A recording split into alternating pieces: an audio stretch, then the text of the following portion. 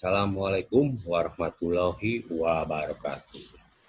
Selamat pagi anak-anakku. Semoga kalian selalu diberi kesehatan walafiat ya. Karena kita tahu sekarang ini sedang musim corona atau COVID-19 ya. Jadi kalian harus mematuhi protokol kesehatan. Jika keluar rumah, gunakan masker ya. Dan jangan lupa cuci tangan dan jaga jarak. Nah itu, patuhi 3 protokol kesehatan tersebut ya. Nah, kelas 11 ini Bapak masih mengajar bahasa Indonesia ya. Jadi tidak perlu Bapak memperkenalkan diri lagi. Kalian sudah tahu kan nama Bapak?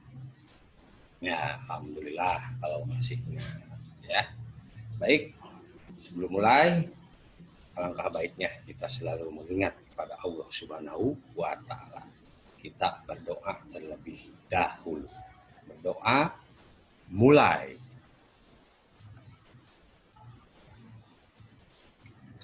Selesai. Ya. Baik. Sebelum Bapak menjelaskan materi ya, Bapak akan sedikit memberikan informasi tentang tujuan pembelajaran hari ini ya. Jadi tujuan pembelajaran hari ini agar anak-anak Bapakku nih yang selalu sehat, yang tampan-tampan, yang cantik-cantik itu mengetahui perbedaan makna denotasi dan makna konotasi. Nah, itu tujuannya. Jadi kalau kalian sudah tahu makna denotasi dan konotasi, nah, jadi tidak akan sembarang berucap. Ya. Ya, baik. Kita mulai ya. Bisa dipahami ya penjelasan awal tadi? Alhamdulillah kalau bisa kita masuk ke materi. Ya.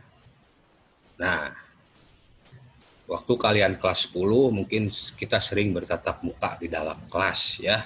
Kalian sudah tahu aturan belajar dengan Bapak ya. Nah, tetapi dalam situasi dan kondisi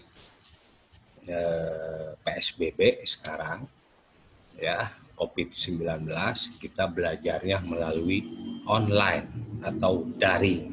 Nah, tapi tetap aturan-aturan itu tetap harus dijalankan ya. Jadi ketika nanti Bapak menjelaskan, kalian simak dengan baik, dan ketika Bapak memberi tugas nanti dikerjakan. Paham? Oke. Ya, nah dalam slide ada tulisan makna denotasi dan konotasi ya. Nah, ini pelajaran paling dasar dalam bahasa Indonesia. SD, SMP, kelas 10, kalian mungkin sudah mempelajari itu makna denotasi dan konotasi. Di kelas 11 ada lagi ya. Nah,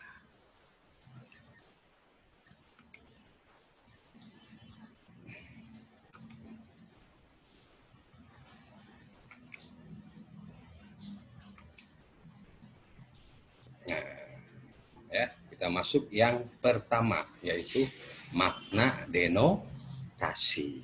Nah, ada yang tahu apa itu pengertian dari makna denotasi? Iya, betul. Ya, pintar. Siapa nama kamu? Cindy. Nah, sesuai dengan orangnya, cantik. Ya, ya. Jadi makna denotasi itu, nah ini, makna yang sesuai dengan benda yang ditunjukkannya, ya, atau dengan kata lain makna yang sebenarnya, makna yang sesuai dengan konseptualnya, sesuai dengan bentuknya. Nah, itu yang disebut dengan makna denotasi, makna yang sebenarnya. Paham? Nah, tolong simpan nih di dalam otak kalian. denotasi, makna yang sebenarnya. Nah, seperti itu ya. Nah, berikutnya. Nah, di sini ada contoh makna denotasi ya. Nah, Bapak berikan contoh 3 kalimat. Yang pertama, lemari arsip berada di dekat kursi direktur. Nah, di sini ada kata kursi ya, Bapak tandai dengan warna merah. Nah, kemudian nomor 2, penghasilannya selama ini didapat dari menjual kompor. Nah, sama warna merah juga, kompor. Kemudian bajunya basah setelah terguyur air hujan. Nah, ini makna basah ya. Nah, lemari arsip berada di dekat kursi. Nah, maksud dalam kalimat ini jadi kursi-kursi yang sebenarnya ya, yang bentuknya segi 4, ada kakinya 4. Nah, itu yang disebut dengan kursi, tempat untuk duduk. Nah, ya. Begitupun dengan nomor 2. Nah, dengan kata kompor. Nah, maksudnya kompor di sini adalah kompor yang sebenarnya, yaitu alat untuk memasak yang ada sumbunya atau kompor gas. Kemudian nomor 3, bajunya basah setelah terguyur air hujan. Nah, ada kata basah ya. Nah, basah di sini berarti benar-benar basah kena air hujan. Nah, itu ya. Nah, itu 3 contoh makna denotasi ya. Nah, ada kursi, kompor, dan basah. Bisa dipahami? Ya, bisa ya. Mudah ini. Yang berikutnya. Nah, tadi makna denotasi, sekarang makna konotasi. Nah, siapa yang tahu? Ayo, apa yang dimaksud dengan makna konotasi? Ya, betul. Yaitu adalah makna yang bukan sebenarnya. Nah, ini ada pengertiannya. Nah, makna konotasi adalah makna yang cenderung lain dengan benda nyatanya atau bukan makna sebenarnya ya. Jadi kalau makna konotasi itu makna yang bukan sebenarnya. Kalau denotasi makna sebenarnya ya. Nah, jadi harus bisa membedakan. Nah, kemudian contohnya. Nah, sini ada contoh makna konotasi.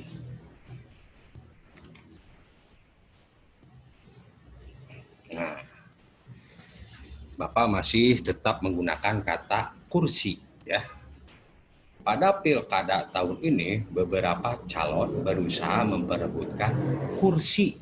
Nah, gubernur ya. Nah, jadi kata kursi ini berbeda dengan makna yang denotasi. Nah, maksud kata kursi dalam makna konotasi di sini adalah jabatan atau kekuasaan. Nah, ya, beda ya. Nah, kemudian kalimat nomor 2. Nah, di tengah musim kampanye banyak pihak yang menjual kompor. Nah, maksud kompor di sini adalah banyak yang menghasut, menghujat ya.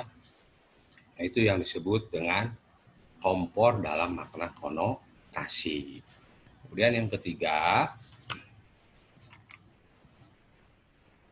nah, jabatan yang sekarang dimiliki cukup basah. Nah, maksudnya basah di sini bukan basah kena air ya, tetapi memiliki pendapatan uang yang besar, mudah mendapatkan uang. Nah, itu yang disebut dengan kata basah dalam makna konotasi. Ya, jelas ya pengertian makna konotasi dan denotasi. Begitupun contoh-contohnya.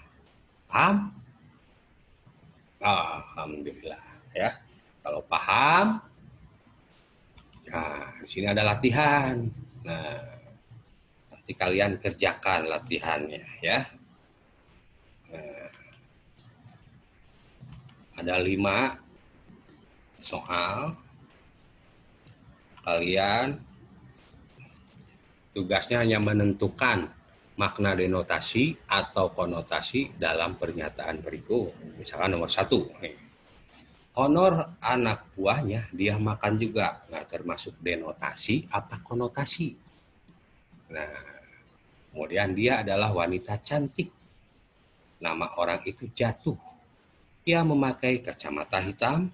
Setelah makan malam, ia tidur. Nah, itulah latihannya. Nanti bisa kalian kerjakan dan kumpulkan lewat Google Classroom. Ya, paham?